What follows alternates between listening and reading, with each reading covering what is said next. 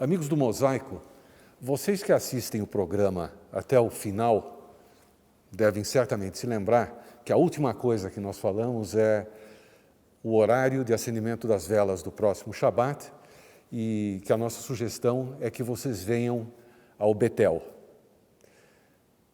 Hoje nós decidimos virmos ao Betel para conversar com o rabino da sinagoga, Uri Lam, e com o presidente, Sérgio Napchan, que acumula junto com esta função umas outras 10 dentro da comunidade. Gente, muito obrigado por arrumar um minuto para conversar conosco. Rabino Uri, como é que você qualifica o Betel? Além de estar aberto, vamos dizer, a todas as tendências, é a sua casa. Como é que você faz ela ser a casa de todas as outras, de todos os nossos outros patrícios? Olha, primeiro, muito obrigado por estar na nossa casa, por fazer parte também da nossa casa. Conheço o Mosaico desde a época dos meus avós, desde o tempo que chamávamos o Mosaico de Hora Yiddish. Então, o Mosaico faz parte da minha formação como judeu. Então, eu agradeço muito por fazer parte desse momento também. E o trabalho principal que a gente faz aqui na Betel, para que as pessoas se sintam em casa, é irmos em direção à pessoa, é criar vínculos. Eu tenho trabalhado muito essa questão. A gente fala dos movimentos religiosos, e pode fazer isso, não pode fazer aquilo. Aqui a gente fala, nós queremos nos vincular afetivamente às pessoas. E é essa relação que tem sido desenvolvida que tem trazido as pessoas para Betel. Em outras palavras, até pela maneira como o púlpito está colocado e a distância do, vamos dizer, do palco para a plateia, ela é muito pequena. Há uma pequena distância entre as pessoas que vêm e as pessoas que comandam o serviço. Isso é uma novidade dentro do culto? Isso é uma coisa que o movimento reformista trouxe para o serviço religioso? Olha, eu não sei dizer em relação ao movimento reformista, mas essa maneira como a Betel está distribuída, a questão das estantes, dos livros, ela foi se formando de uma forma muito natural, de uma forma orgânica. Passou até pela época da pandemia, em que, a partir de uma visão judaica liberal ou reformista, ou como queira se chamar, nós passamos a ter um serviço transmitido também online. E uma forma que a gente teve de trazer as pessoas para perto da gente era fazer com que a sinagoga fosse uma espécie de extensão da casa das pessoas. Então, nós temos cadeiras, nós temos tapetes, nós temos estantes com livros judaicos. E isso ficou na sinagoga. Então, entrar aqui é a gente se sentir realmente em casa. E não é um jogo de palavras, é de verdade.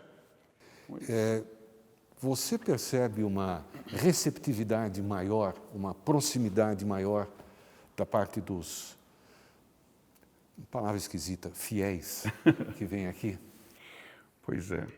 Fiel, eu penso na Fiel, agora eu vou falar para o Ricardo Berkenstadt, né? Na Fiel, do Corinthians, né? Sei. Mas, então agora já perceberam de onde que o rabino, para quem que o rabino torce, mas brincadeiras à parte, eu sinto das pessoas que vêm, a gente pode chamar de pessoas, né? São pessoas com as suas questões, com as suas famílias.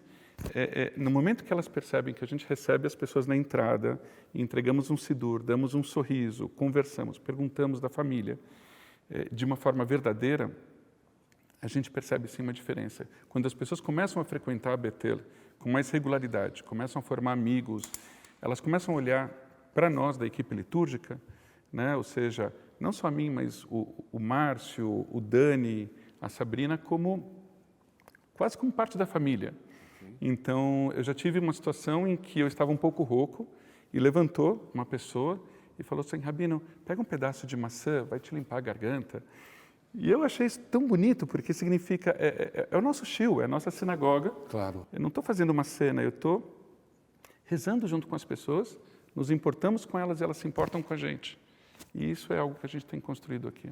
Finalmente, eu queria fazer uma pergunta que eu realmente não tenho muita ideia a respeito, mas as pessoas que vêm para o serviço religioso, em grande parte, vêm depois ou num outro dia conversar com o rabino sobre seus problemas pessoais, ou isso acaba não transpirando? Isso acontece. Sim. Acontece não é mais só, vamos dizer, vir à sinagoga pessoalmente conversar. Algumas vezes isso acontece quando é assim, geralmente é uma coisa mais séria. Mas as pessoas querem falar pelo telefone, as pessoas querem falar pelo Zoom.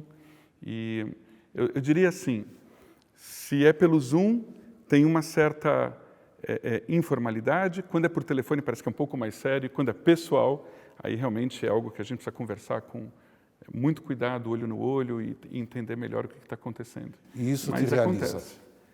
Tudo isso me realiza. O contato com a pessoa, quando eu consigo conversar com alguém e entender o que está acontecendo na vida dela e como o judaísmo pode preencher esse espaço de sentido, eu me realizo como rabino, como judeu. Sérgio, você como presidente da Betel, em cima de todas as coisas, você é o típico ativista comunitário clássico. As coisas são feitas por coração, sempre tem lugar para mais uma atividade. Como é que você faz para conciliar todas as suas atividades com a presidência da sinagoga? Muito bem, prazer de estar aqui, né, na nossa casa. A nossa casa é uma casa de fato, né? Eu frequento a Betel desde os meus 14 anos, né? Eu não fiz bar mitzvah na sinagoga Betel, que hoje é o museu, mas eu comecei a frequentar na época do bar mitzvah, porque a gente fazia parte do coro, então eu cantava no coro, então é uma história de longa data. Então a gente frequenta aqui, acompanha o desdobramento da Betel nesses anos todos, e a gente fica muito feliz que a sinagoga conseguiu ir dando um sentido e foi fazendo movimentos, foi ressignificando o seu lugar na cidade de São Paulo. E eu já fazia parte da diretoria, era um atuante, um ativista, e veio um negócio chamado pandemia, né, Rony? E a pandemia nos surpreendeu muito e nós ficamos muito assustados com qual seria o caminho da Betel nesse momento diante da situação de pandemia. Ninguém sabia muito bem. Depois de um ano, eu recebi esse convite e aí meu coração falou mais alto, porque a sensação que nós tínhamos na época, né, o Uri estava aqui, é que estava muito difícil e que a sinagoga corria um risco muito grande nos seus 90 anos de existência de ter eventualmente um fim. Né? Chegamos a pensar, será que não será o fim da Betel? Né? Não é simples manter uma sinagoga. E toda essa atmosfera, junto com os demais integrantes do Conselho e da Betel, me mobilizou. Essa chama, essa história. Sinagoga é um lugar de memórias, né? A gente tem memórias, a gente tem vínculos afetivos, né? A gente lembra dos nossos pais, dos nossos avós, de momentos importantes que passamos na sinagoga, e nesse sentido eu aceitei esse desafio e foi muito bacana, porque junto com todos os demais, com a equipe, a liderança do Uri, a gente está num momento muito especial da sinagoga da Betel, né? A gente está entrando aí nós vamos celebrar 92 anos e nós estamos numa curva crescente, né? num movimento muito bonito de ver essa sinagoga prosperando em todas as dimensões.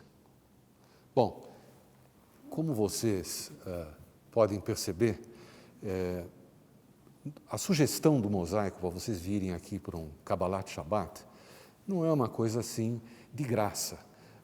Vale a pena, o coração é muito grande, a recepção é excepcional. Rabino, para terminar, uma mensagem para as pessoas que estão ali do outro lado da câmera e que talvez há muito tempo não venham numa sinagoga. Bom, você que é parte da nossa comunidade, você tem filhos, filhas, netos, netas, você tem pessoas na sua família que se casaram com pessoas judias e também que se casaram com pessoas não judias e que querem se sentir bem-vindos, todos, em uma sinagoga, como parte da sua casa. Venham conhecer a Betel, não só o Kabbalat Shabbat, nós temos hoje um coral muito bonito, coral voluntário, nós temos um momento fantástico de Kiddush aqui na nossa sinagoga, construído pela própria comunidade, em que as pessoas trazem e contribuem com o Kiddush. Nós temos momentos de palestras, nós temos um grupo de jovens adultos se formando. Enfim, é uma sinagoga muito acolhedora. E muita gente que está nos escutando já esteve na Betel nos anos 50, nos anos 60, nos anos 70. Meus pais se casaram nessa sinagoga há quase 60 anos. E eu conheço muita gente que tem essa relação. Venham renovar sua relação com a Betel. Homens e mulheres podem se sentar juntos, vocês cantam junto com a gente, vocês rezam junto com a gente. Nós saímos todos daqui elevados. Eu acho que se alguém não se sensibilizou com esse convite, eu me proponho a ligar para a pessoa e conversar com ela. Boa. Então é isso. Então, Bruchim Abaim, sejam bem-vindos e bem-vindas a Betel. Uri, Sérgio, muito obrigado pela oportunidade. O Mosaico volta já já.